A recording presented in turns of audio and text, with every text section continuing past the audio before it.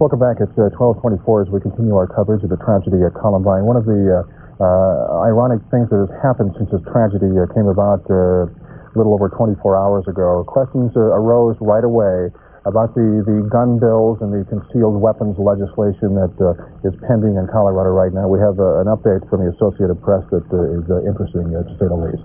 We're reading here from the wire. It says that two state representatives have moved to kill the gun bills that they had actually sponsored. That is Representative Gary McPherson, who has asked that his bill, which would have put a void on most of the local gun laws, be held over until the end of the legislative session in deference to the shooting at Columbine High School and and to the victims' families, which basically kills that measure.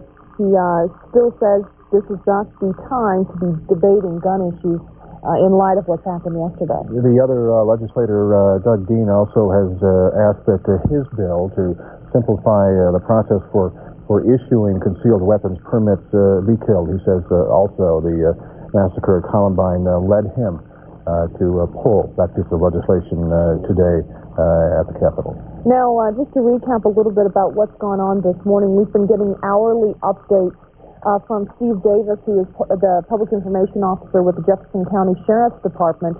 He told us first thing this morning that they had confirmed 15 fatalities, 11 men, 4 women, and at least one of which is an adult male who's presumably a faculty member there at the school. Absolutely. A little bit earlier this morning, we also got some updates from the hospitals concerning the victims who were taken there yesterday after the shooting at Columbine. One of those came from the folks at Swedish Medical Centre. We'd like to replay a bit of that interview for you now to give you an idea how those kids are doing. Let's hear that.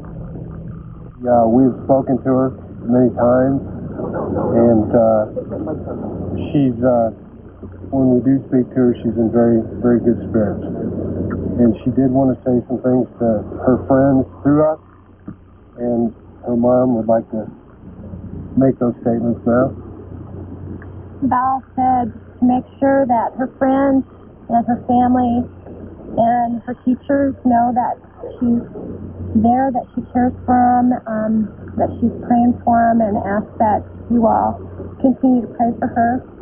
And I do want to thank everybody for their prayers, and also thank the hospital people for the great care that they've given her. Richard has a breathing tube, and he looks very good to me, although he's still on the critical list.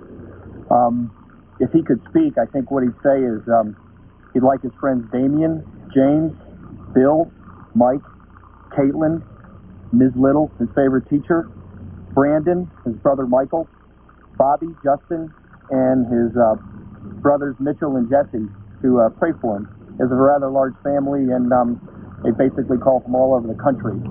I live in Virginia, and I was pleased when I came here when I think he's getting excellent care. And every time he writes, when does the breathing tube come out?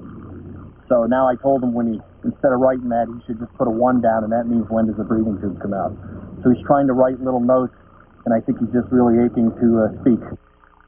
And we all share his optimism and hope that things will go well there at Swedish.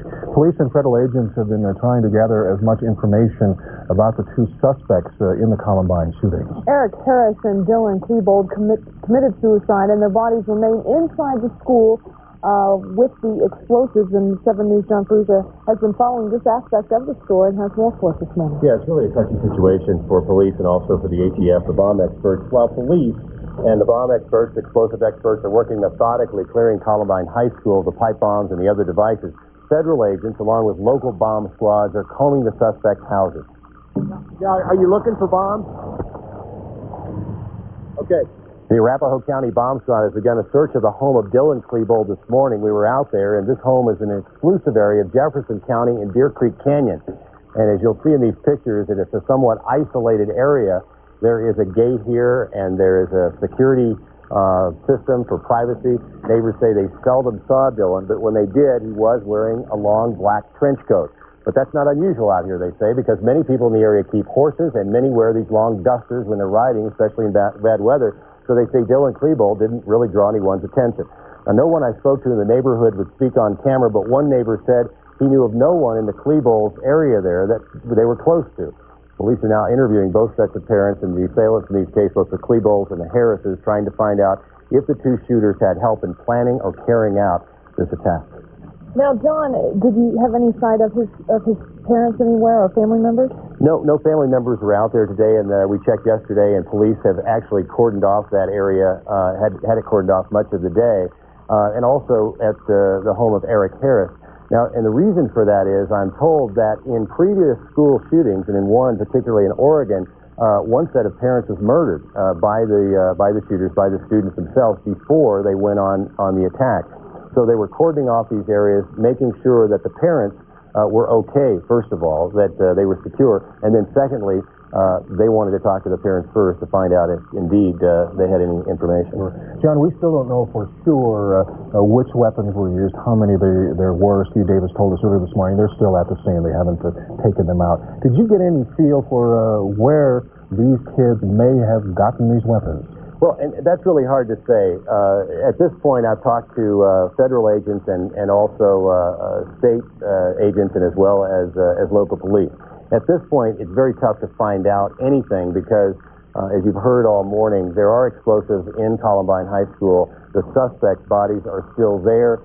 The guns are with them. And those two suspects, Eric Harris and Dylan Klebold, had a number of weapons. Now, the students that I talked to and that we've all spoken to talked about a sawed-off shotgun, maybe another long gun, and possibly as many as 2 or 3 handguns, one being a 9mm handgun. Now, what I'm told is as soon as they can clear that area, and as soon as they know that the booby traps and the 20 or so bombs that we've heard about that were in the building have been cleared, then the ATF, the Alcohol, Tobacco, and Firearms people, the federal government will go in, take a look at those guns, and start tracing them to find out exactly where they came from. Now, that's no, there's no assurance that you're going to know from those serial numbers, how many times they changed hands and so on. But that's the first step, and they really haven't been able to take that step yet because the weapons are still in the school. Obviously, both of these teenagers come from upper middle class and above families and lifestyles. Did you get any more feel today for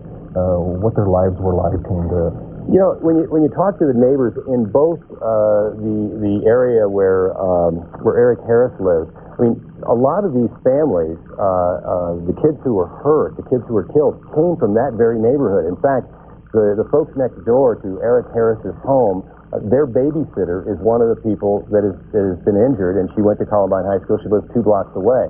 People are really baffled as to why these kids took it out on their own neighbors, not only their own classmates, but people in their schools. And they really don't know that. But in the case of Eric Harris, they talk about him being a loner. They didn't see him very often. When they did see him, he was polite, but he was very quiet. And the neighbors, especially those neighbors who were kids who went to Columbine, who knew he went to school there with them, said he was very quiet. He was very much a loner. Out at the Klebold residence, we talked to some neighbors this morning. They said the Klebolds really weren't close to anyone that they knew of in that area. Of course, the houses are there on many acres of land, so you don't necessarily see people going in and out of their garage every day. But they didn't have any bad feeling about Dylan Klebold at all. They just mentioned that he kind of kept to himself, right. and they'd see him infrequently. Yeah, those questions yet to be answered, I guess. Yeah, and I think most people are sitting in the living room saying, how do these kids get these weapons? How could you stockpile this much? And if you're a parent, how don't you know about that? And we heard neighbors yesterday at Eric Harris's residence talking about this work going on in the garage, breaking glass, and talk about aluminum baseball bats. In retrospect, investigators think they were probably talking about making pipe bombs, but they don't know. But the fact is, the question is, and they're asking is, how can you be a parent and not know that something's going on with this much ammunition, this many weapons, this much powder, et cetera, in your house? Sawed-off shotguns and whatnot. Yeah. Okay. A lot of questions to be answered. Our coverage of the tragedy at Columbine will continue. We'll be right back after this short break. Stay with us.